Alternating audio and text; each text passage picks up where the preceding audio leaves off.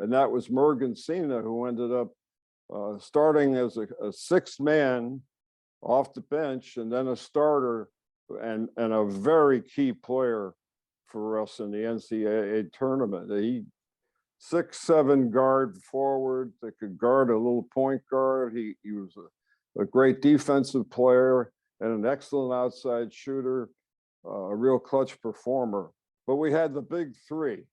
Yeah. The NBA talks about it all the time, that you can't win anything without a big three. But to have Silk Owens, Tommy Garrick, and Kenny Green, three of the greatest players that ever played at the University of Rhode Island, why their numbers and names aren't hanging from the rafters in the Ryan Center is beyond me. Coach, I've been asking this question. You have to create it.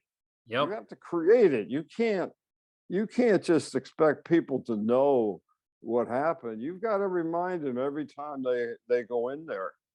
Instead, they have a Hall of Fame that honors years and not players. So it takes you an hour and a half to find players that were inducted into the Hall of Fame, 25 years later. And it's a picture of their present day instead of in Rhode Island uniforms. I hope they do something, because Rhode Island basketball is it's an entity into its own. It's such a small state. When URI basketball is great, the whole state gets behind it.